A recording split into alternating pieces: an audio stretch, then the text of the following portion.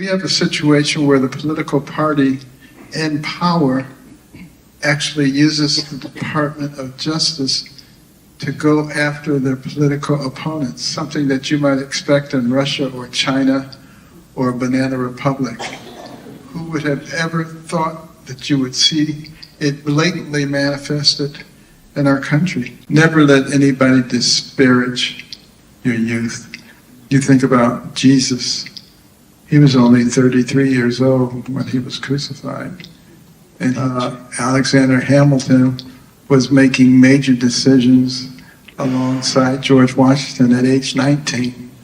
So, we need to get young people really energized, not so much concerned about what's happening with Taylor Swift. All right, my wife and I are absolutely delighted to be here. We like coming to Texas because there's a lot of people here with common sense.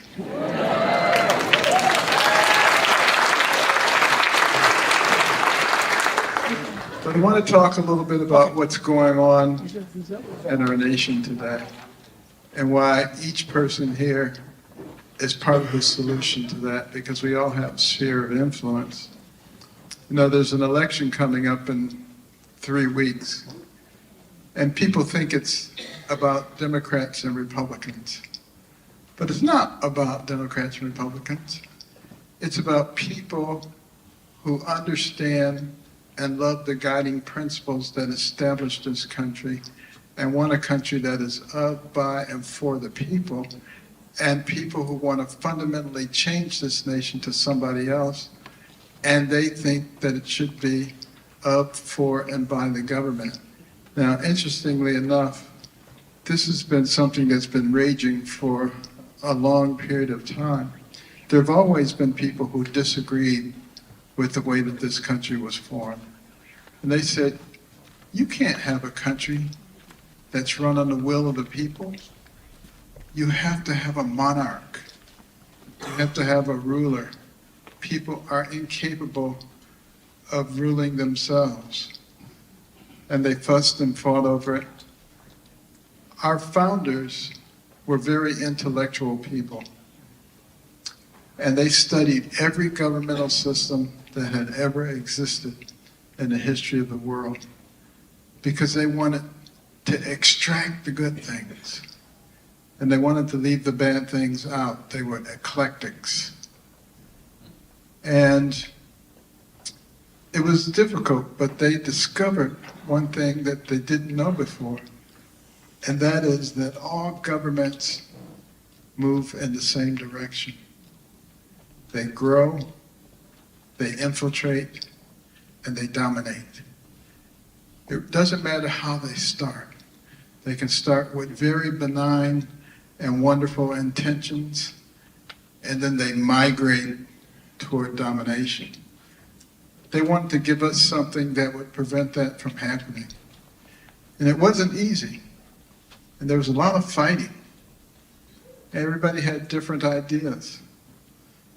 And in the last Constitutional Convention in Philadelphia in 1787, the whole thing almost fell apart because there was such vehement disagreement. And then the elder statesman, 81-year-old Benjamin Franklin, stood up in front of the assembly and he said, "Gentlemen, stop." He said, "Let's get down on our knees and let's seek wisdom from our Creator." And they knelt down and prayed, and they got up and they put together the Constitution of the United States, which I believe is a God-inspired document, if we would only follow it. That is the case.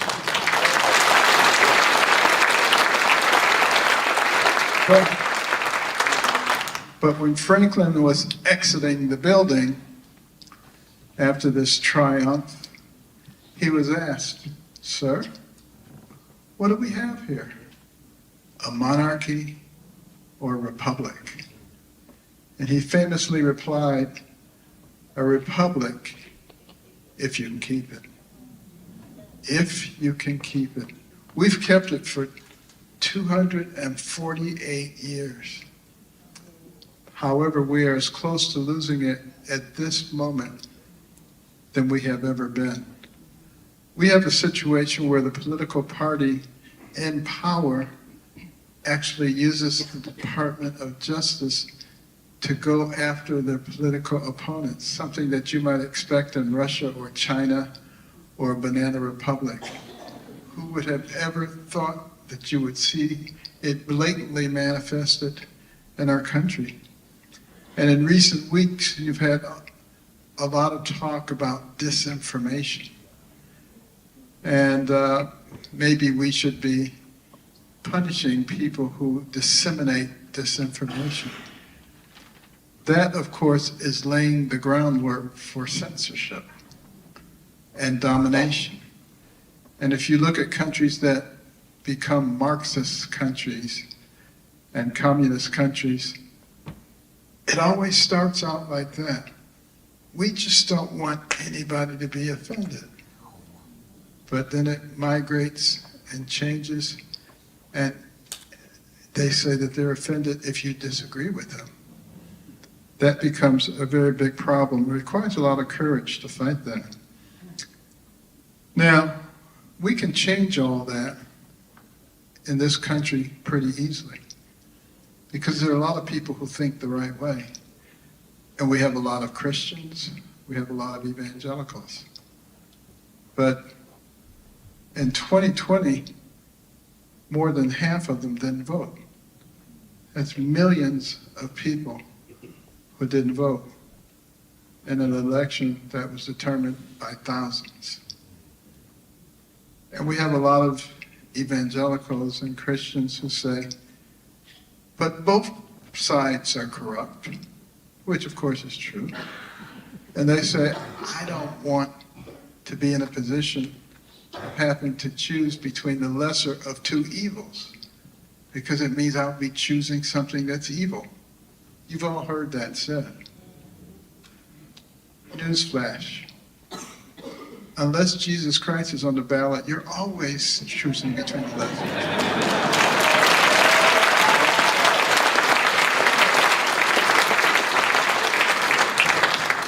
And that, of course, is the reason that we have a brain.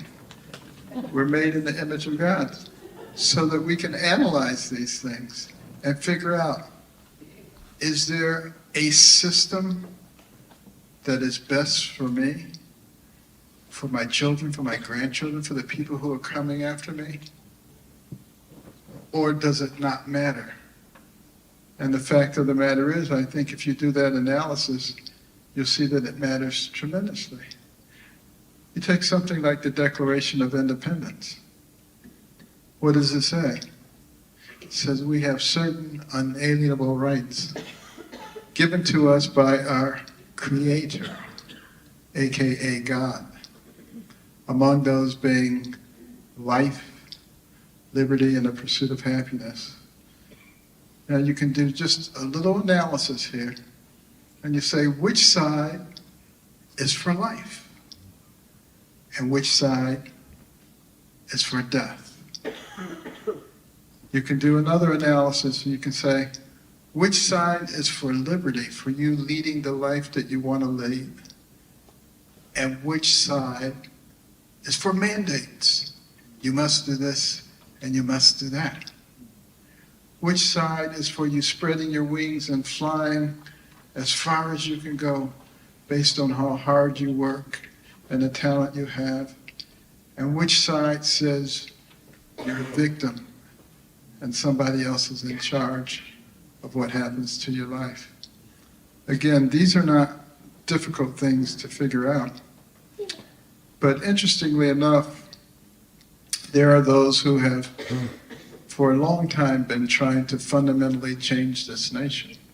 A lot of people think that this is something of recent origin. All you have to do is go and look at the congressional record. January the 10th, 1963, over 60 years ago, Congressman Herlong of Florida read into the congressional record the 45 goals of communism in America and how they plan to fundamentally change us. It came from a book by W. Leon Skousen called The Naked communist. He was an FBI agent who did extensive studies of our country. And among those 45 goals are things like gaining control of the school system and the teacher unions so you could indoctrinate the children. Gaining control of Hollywood and the news media so you could manipulate the culture. Making sexual perversion normal, natural, and healthy. Removing God from the public sector. Getting into the churches and changing the real gospel for the social gospel. Driving a wedge between parents and children. The list goes on, and as you read through it, you'll say, these are all the things that are happening in our society. And you can see that our society for a while, instead of moving upward, has been moving downward. That's one of the reasons that at American Cornerstone we established the executive branch for America. Because we want to encourage young people, like the ones in this audience, to become very familiar with how the government works. Do you realize in the executive branch of government there are 4 million employees? When a new president comes into office, he can change 3,000 of them. 3,000 out of 4 million. And a large majority of them, because all the agencies are located in the Washington, D.C. area, have Washington, D.C. type politics. And they can move things along or they can slow things up based on their politics. And a lot of times when an administration comes in that they don't like, they just slow walk everything. We need more people to help balance that off. People who think the right way so that the boat doesn't tip over. Because it will if everybody's on one side. And that becomes important. And that executive branch of America is an internet program that tells you all the ins and outs of all the federal agencies, how they work together, how a bill is created, how it is moved through, how it is passed, how a budget is formed, all the things that go into that, all the interactions, so that if you decide that you want to go into the public sphere as a public servant, you can hit the ground running. Most people, it takes a year. They're like deer caught in the headlights when they get into a place like Washington. This makes it easy for that not to happen. And guess what? It's free of charge. Doesn't cost you a thing. You can get certified. And more importantly, you'll be far ahead.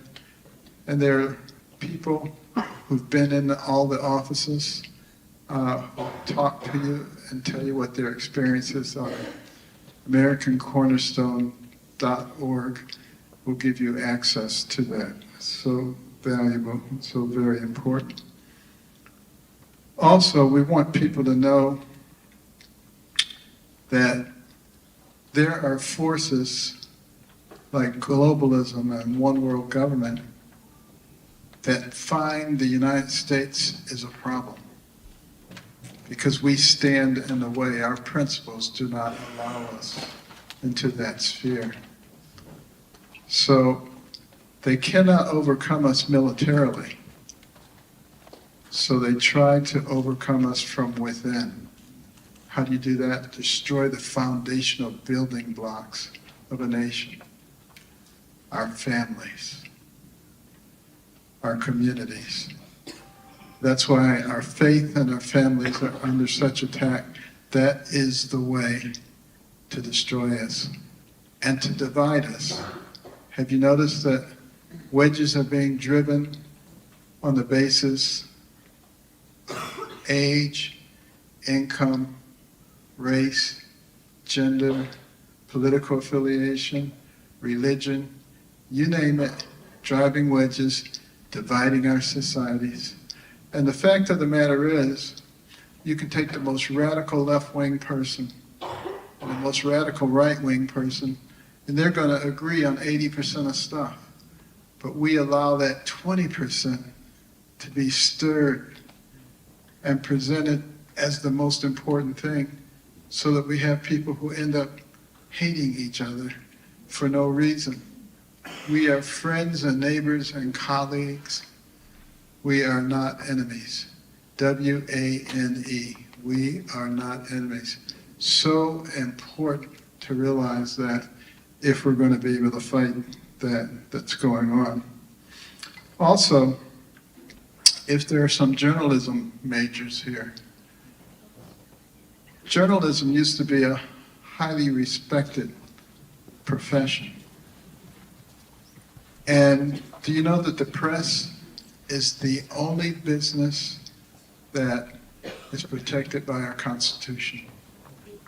It's because they were supposed to disseminate unbiased information to the people so that the country could be run on the will of the people. But when they put the thumb on the scale, and in our case, their foot on the scale, it distorts the information that people have. And when people have distorted information, they make distorted choices. And that's happening in our society. So I would encourage those of you who may be going into journalism to maybe be on the forefront of honest journalism and bring honor and respect back to that profession. It can be done, but it will require a great deal of courage to do that. And courage is sometimes not as abundant as we'd like it to be. When I was running for president, traveling all over this country to the smallest hamlets in North Dakota and Alabama to the largest cities, one of the things I discovered is that the people in general have common sense. What they don't have is courage. Most people would rather stand in the corner and stare at their feet than to speak up for what they believe in and possibly get canceled or have somebody call them a nasty name. That doesn't work. You really cannot be the land of the free if you're not the home of the brave. You have to be willing to stand up.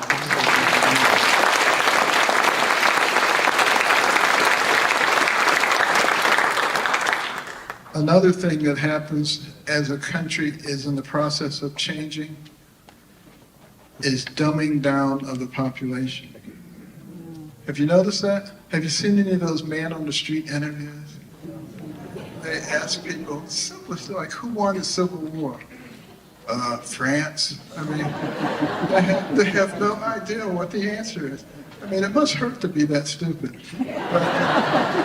But the problem, of course, is when you don't know anything, you become very easy to manipulate. And people can say things to you like, oh, the southern border is completely under control. And you got billions of people coming across and terrorists and all kind of people. But if you're not an analytical person, you might just say, well, they said it was okay, so I guess it must be okay. We can't have that. You know, being dumb really affects the quality of your life. I can tell you from experience. You know, when I was a kid in the 5th grade, I was the dumbest kid in the class. And all the kids called me names, and everybody thought I was dumb. The teachers thought I was dumb. The only person who didn't think I was dumb was my mother. And she had tremendous faith in God, and she asked for wisdom.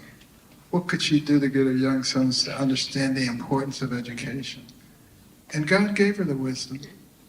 At least in her opinion. My brother and I didn't think it was wise at all. Because it was to turn off the TV and make us read books and submit to her written book reports, which she couldn't read. But we didn't know that. And I hated reading those books at first.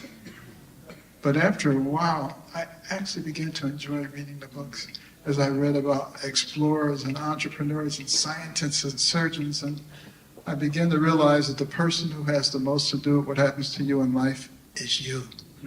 It's not somebody else. And you know, that's the spirit that helped push America to the forefront. The can-do attitude as opposed to the what can you do for me attitude. What a difference that makes. But within the space of a year and a half, I went from the bottom of the class to the top of the class, much to the consternation of all the kids who were laughing at me and calling me dummy. Now they were coming to me saying, Benny, how do you work this problem? And I would say, sit at my feet, youngster, while I instruct you. I was perhaps a little obnoxious, but I had a clear vision at that point of where I was going, of where my life was leading, and what a difference that makes. And you know, think about this country that we live in. In 1831, Alexis de Tocqueville came here. He came ostensibly to study our penal system, but he wanted to look at the whole country because the Europeans were fascinated. They couldn't comprehend how a fledgling new nation, barely 50 years old, was already competing with them on virtually every level. How was that possible? And he looked at our governmental structure and was duly impressed with our separation of powers. And then he looked at our business, and he was duly impressed by the environment that encouraged entrepreneurship and innovation. And he looked at our educational system, and he was blown away by the fact that he could go into forests and find a mountain man, and the guy could read. The guy could tell him about the Declaration of Independence. You didn't find that in other countries. And if you really want to be impressed, take a look at a 6th grade exit exam from 150 to 200 years ago. What you had to do to get a 6th grade certificate. Most people would be quite embarrassed today because they would not be able to pass that test because we have allowed this to happen. And obviously, it's something that needs to be corrected. But the thing that impressed them more than any of those things were the churches and the fiery sermons that emanated from those pulpits, which inspired a ragtag bunch of militiamen to defeat the most powerful military force on earth and gave the people a sense of morality. And it made such a difference. And those are the things that allowed this country to accelerate from nowhere to the pinnacle of the world in record time, something that we must always keep in mind. And finally, we must remember that you cannot be the land of the free if you're not the home of the brave. Thank you. Amen.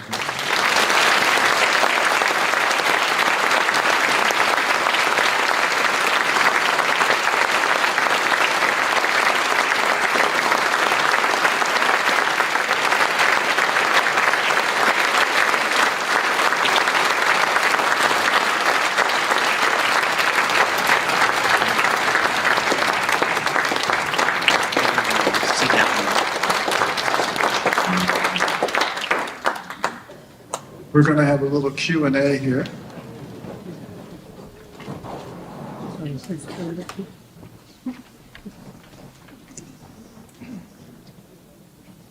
These questions came straight from the top, so I hope you can handle them.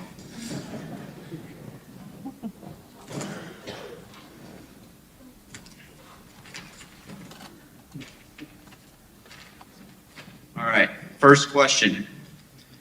Could you give us a little glimpse into what it's like to be a member of the President's cabinet and what you expected? When you went into it, was it what you expected, or did the experience really defy your expectations? Well, first of all, we actually had cabinet meetings.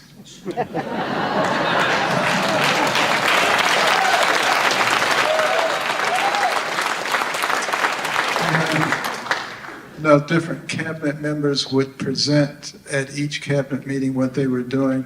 There was a lot of collaboration between the different agencies. And that gave us a tremendous amount of synergy, made a big difference.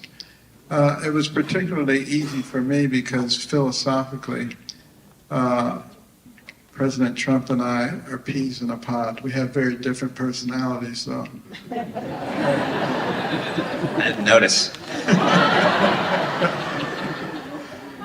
But we started every cabinet meeting with prayer and devotion.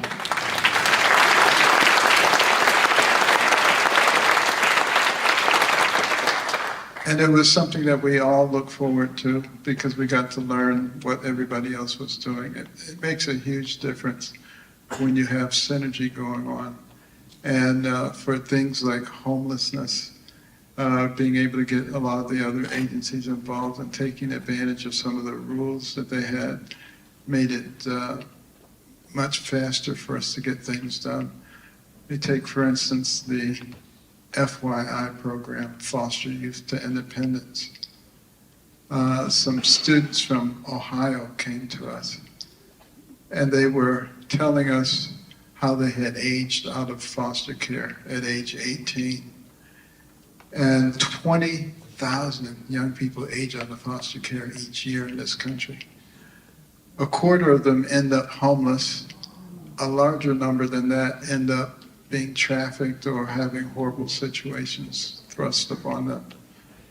And we were so touched by all of that, that within 4 months, we had created the Foster Youth to Independence program that provided not only an apartment for them, but wraparound services. Because you can imagine, even if you're 18 and you have an apartment, but you don't have support, that's going to be a very difficult situation. So, but that's what happens when we combine forces with HHS and some of the other agencies. And the other thing that made it easy for us to get things done is fiscal responsibility. When I came to HUD, they had not had an audit in 8 years. You require for every federal agency to have an audit every year, but you couldn't do an audit because there were so many material defects. And so the first thing to do was really to find an amazing person, Herb Dennis, who was a senior partner at Ernst & Young. And my chief of staff, Andrew Hughes, who's a Texan, who's actually here tonight, called him every day for about 3 months until he finally gave up. And he came in, but they were able to actually fix things to the point where you never heard those stories. You know, you used to hear the stories about fiscal mismanagement at HUD and millions of dollars and nobody knew where they were. All of that disappeared about a year and a half into the Trump administration. It's probably the best run agency now. But having that made it possible to get a lot of other things done.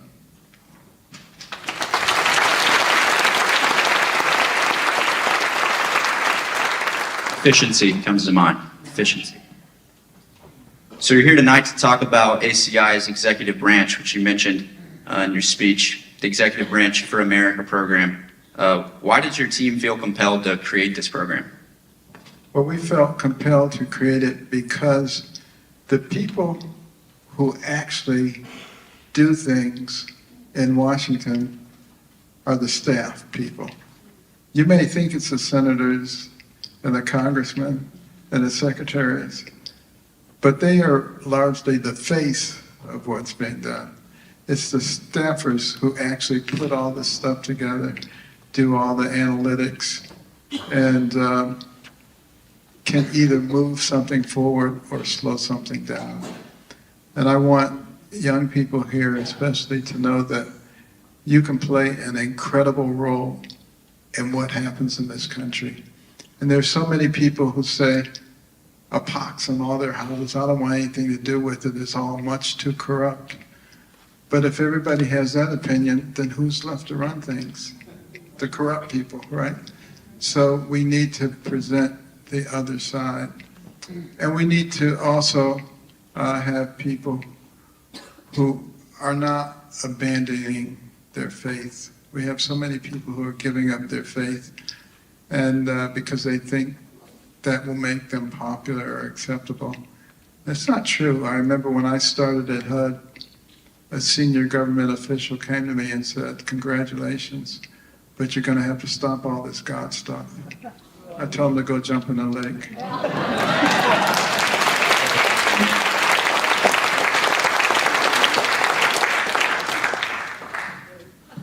Congressional relations and public affairs is an area young kids could work at immediately in a new administration. Why are those departments specifically so important? Which departments? Let me find where I was. Congressional relations and public affairs. I'm a CCPA major, and I think I see a few out here too as well. So for corporate communication and public affairs and congressional relations, why are those two departments specifically so important? Well, they're critical because, they are the ones who can communicate what is being done. Most people don't know what's being done because it's not communicated very well. And if you can get somebody who really has their ear to the ground and understands what the people are feeling and can communicate that back to the lawmakers, they can help craft something that is appropriate to solve the problems. You can see right now there's not a lot of problems that are getting solved because everything is just politics all the time. What will give me the advantage over my opponent as opposed to what helps the people of the United States? If we were really thinking about that, and we will be, hopefully after November the 5th, you look at something like energy. You've got one side saying, green energy is the wave of the future, and nothing else is really acceptable. We're polluting and destroying the atmosphere. Well, you don't hear as much about that. You've noticed there's the climate change. People have gotten kind of silent. But then you have the other side that says we've got all these fossil fuels. We've got hundreds of years worth. We've learned how to extract it and use it in a very appropriate way. We have the cleanest water and air since we've been measuring it. And that's the way to go. Well, the fact of the matter is, the way to go is both. You use the one to get the other. They don't have to be mutually exclusive. And that's the way our society needs to work. We need to learn how to work together. It doesn't have to be my way or the highway, which really doesn't work in a society that has multiple components.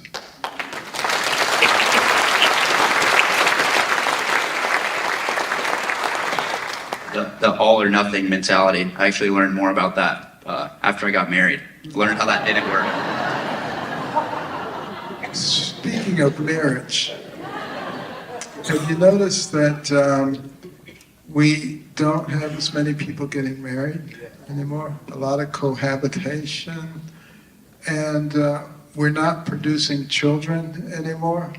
We're down to 1.6 births per woman. It requires 2.1 just to maintain the population. But those who've been married for a long time should become missionaries to tell young people that it's okay to get married. And, is there friction sometimes? Of course there is. You take two people from different environments, you put them under the same roof, it's going to be friction. It's sort of like taking two pieces of sandpaper and rubbing them together, a lot of friction in the beginning. But if you keep rubbing them together, what happens? I think it gets smoother, hopefully. Smooth. Mine are still rubbing, so.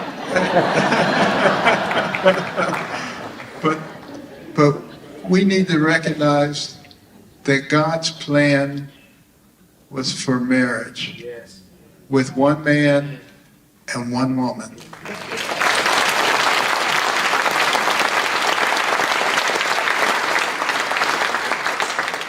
And they should be faithful to each other, weeks ago, I was in the operating room one day and the telephone rang and the nurse held the phone up to my ear, and it was the university lawyers. And they said, the state of Florida is trying to attach your wages for child support. And I said, what? I said, I have 3 children. I support them very well. They said, no, there's a woman in Florida who says you are the father of her son. And she knows where you went to high school, college, medical school, internship, residency. She even has a picture of you in scrubs. I said, anybody can get that stuff. On the basis of that, a paternity suit. And I had to get my lawyer involved, and it escalated. And then the state said, send us a blood specimen so we can do DNA testing. And I said, you people, as incompetent as you are, want me to send you my blood? I said, it'll end up at a murder scene and I'll be in jail for the rest of my life. And it escalated a bit more. And then it just fizzled and died. Because what happens is a lot of times people say, that guy is out and about all the time. He's in lots of different places. He's probably been messing around. He doesn't even know all the people he's messing around with. He's going to want to save his reputation, so he's going to fork over the money. But I had a secret weapon. I knew that the only woman I'd ever slept with in my whole life was my wife, so I didn't have to ask something.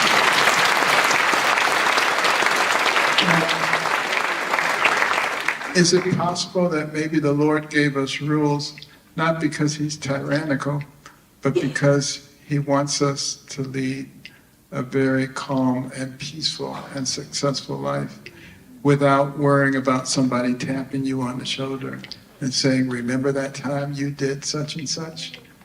And this is not to say that anybody who did such and such is a bad person, but you can make your life a whole lot easier if you follow God's rules.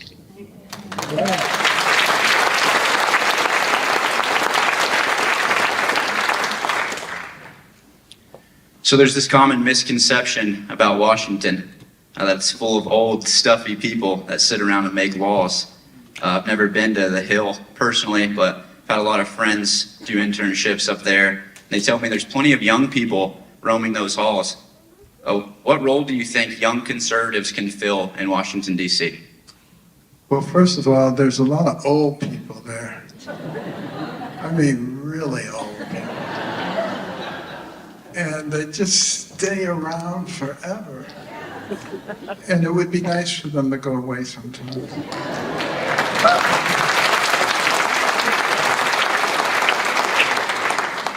You know, when you think about youth, you look at something like Nobel Prizes in science and math. Most of the people who get those Nobel Prizes get them when they're in their 50s, 60s, or 70s. But they get it for work they did when they're in their 20s and 30s. And, you know, that's the time when you're really sharp and you're really energetic.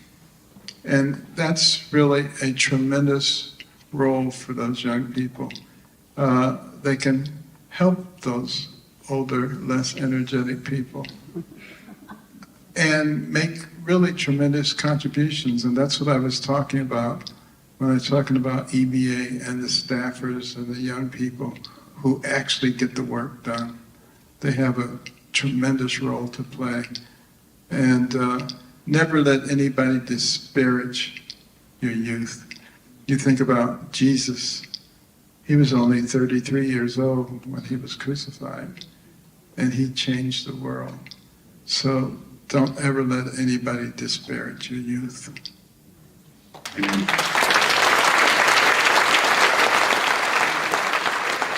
You know, I think about the founding fathers who you mentioned earlier, all very, very relatively young in age in comparison to who we have in Washington, D.C. today, and they made the greatest document to ever exist in government history. So that's exactly right. You know, they were in their 20s and 30s. And Nathan Hale was only 17 when he was in the service doing amazing things. Alexander Hamilton was making major decisions alongside George Washington at age 19. So, we need to get young people really energized, not so much concerned about what's happening with Taylor Swift or whoever. I don't have anything against Taylor Swift. I do. But the fact of the matter is, what is really important? Is it the scores of the football team, or is it the scores that you make with the society, with the magnitude of your life? That's what we really need to be thinking about. And let the sports and the entertainment be a peripheral thing rather than the central part of your life.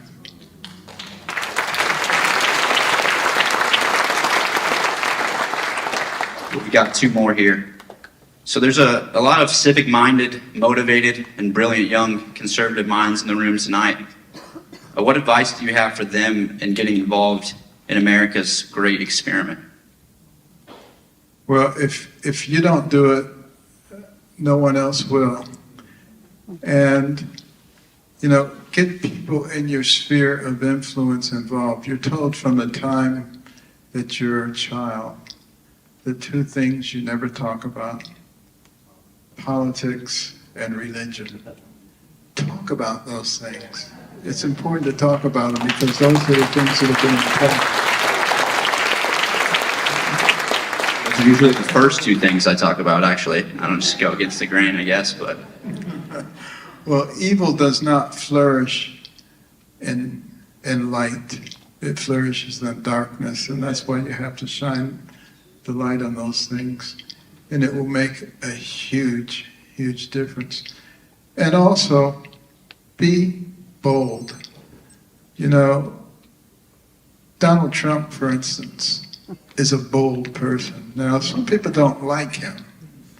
I will admit that.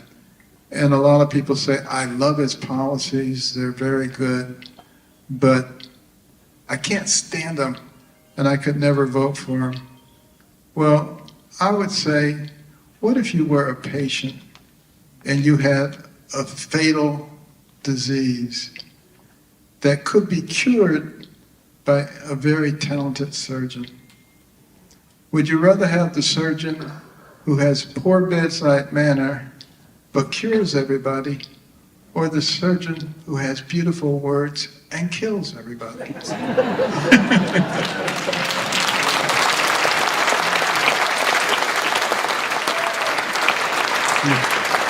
And again, that's why we have these really sophisticated brains. The human brain has billions and billions of neurons, hundreds of billions of interconnections, remembers everything you've ever seen, everything you've ever heard, can process more than 2 million bits of information per second. You can't overload it. Some people say, don't learn all that stuff, you'll overload your brain. What a bunch of crap. You can't overload the human brain. If you learn one new fact every second, it would take you more than 3 million years to challenge the capacity of your brain. So no worries there whatsoever. But while I'm talking about the brain, there's one thing that I want to mention here. And that is, when I was a first-year medical student, I said, I've made it. I wanted to be a doctor all my life, and now I'm finally over the last hurdle. I'm in medical school. But I did terribly on the first set of comprehensive exams. So poorly, in fact, that I was sent to see my counselor, who looked at my record and said, you seem like a very intelligent young man. I bet there are a lot of things you could do outside of medicine. And he tried to convince me to drop out of medical school, says I wasn't cut out to be a doctor. I was devastated. The person who's supposed to be helping me get through tells me to drop out. I went back to my apartment and I just prayed and I said, Lord, help me, because I don't know what to do. And then I started thinking, what kind of courses have you always done very well in? And I realized I did very well in courses where I did a lot of reading. And I said, what kind of courses have you struggled in? And I realized I struggled in courses where I listened to a lot of boring lectures. because I don't get anything out of boring lectures. Zero, nothing. And there I was sitting in 6 hours worth of boring lectures every day. So I made an executive decision to skip the boring lectures and to spend that time reading. And the rest of medical school was a snap after that. And years later, when I was back at my medical school as the commencement speaker,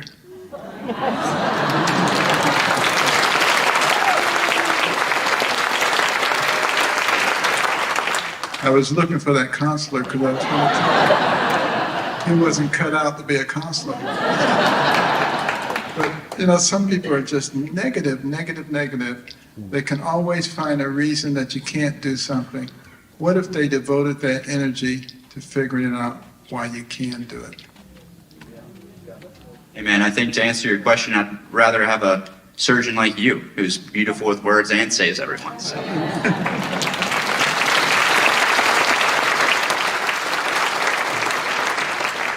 Last question here. I think one thing most Americans can agree on is that we all think Washington, D.C. is broken. Why do you think Washington, D.C., if it is so dysfunctional, and what do you think we can do to fix it? I think the answer to that is very straightforward. There are a lot of people in Washington who are there for themselves and not for the people. And there are a lot of people there who have very big egos. And when you're looking only for number one, as opposed to doing your job, you're going to introduce a lot of dysfunctionality into the system. That's what we're seeing. And what they need is they need to win the war of 1812. Proverbs 18:12. It says, before destruction, the heart of man is haughty, and before honor is humility. And just bring a little humility so that you can look at others rather than yourself.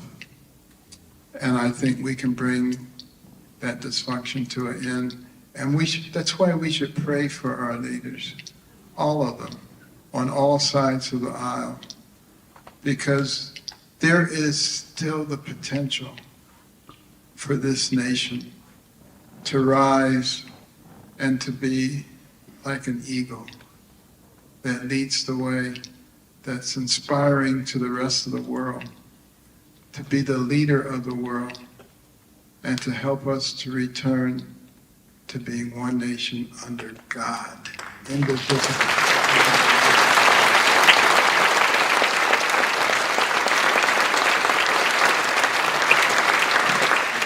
Got one more question. It's not on the paper. I just want to ask you. What was it like being on a debate stage with Donald Trump? Just got to ask. Because I'm up here with you tonight, and I think if you asked me one question, I'd probably evaporate. So. Well, actually, Donald Trump and I got along very well. We got to know each other during the campaign.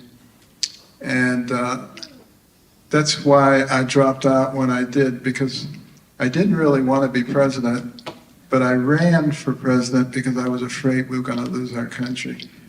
And when I discovered that he had the same philosophy as I did, and he wanted to be president, I said, this is easy. But, you know, he never really came much of the attack on me because he knew that we were very much compatible with each other. And we've become good friends over the course of time. And I just pray that God will continue to give him the strength, because he's been attacked mercilessly from the very beginning. And, you know, he's actually a really nice guy when he's not being attacked. But when is that? He's always being attacked. I could tell you some amazing stories about wonderful things that he has done for people. He doesn't like to talk about it. He doesn't like to put it in the limelight. But he's done just incredible things because he has a good heart. And if you go to Mar-a-Lago or Trump Towers and you see the people who work there, Most of them have been there a long time. He knows them by name. That doesn't happen with somebody whose initials are KH.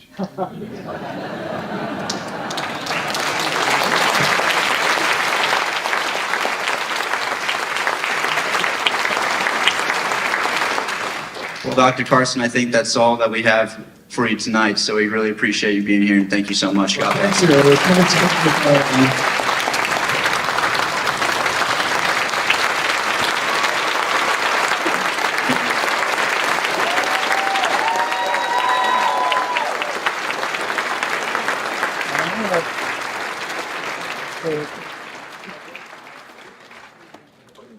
Ready to go?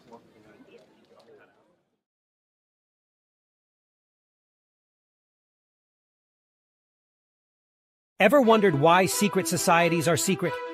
Why is it that an overwhelming majority of elite leaders in America, including those who've occupied the highest office, have belonged to an organization in the vast network of secret societies, whose rituals and teachings derived from the ancient mystery schools of Egypt and Babylon? Why is death the penalty for breaking a secret society oath? Why do they pay homage to pagan gods and goddesses? Why do many self-proclaimed Christians belong to these secret societies when their practices blatantly violate God's commandments, such as Exodus 20:3, which states, "Thou shalt have no other gods before me"? And why don't most of their pastors say anything about it?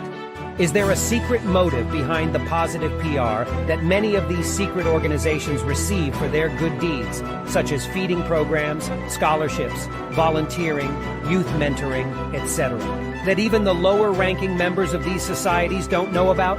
Could today's network of these secret societies be the architects and workers of the Antichrist New World Order, aka Illuminati, as prophesied in the Holy Bible? These questions and more will be answered by author and evangelist Rayford L. Johnson, who has spent more than 20 years researching, writing, and teaching on the occult. Johnson has counseled and ministered demon deliverance prayers on many former members of the occult. Many of them have testified that they have been set free by the power of Jesus Christ from the spiritual torment and generational curses that the pagan rituals and oaths have unknowingly brought upon them and even their family through the spiritual legalities of breaking God's commandments. As God's word tells us, it's the truth that makes you free. Get your copy of the Greek letter exposed today on Amazon in paperback and Kindle.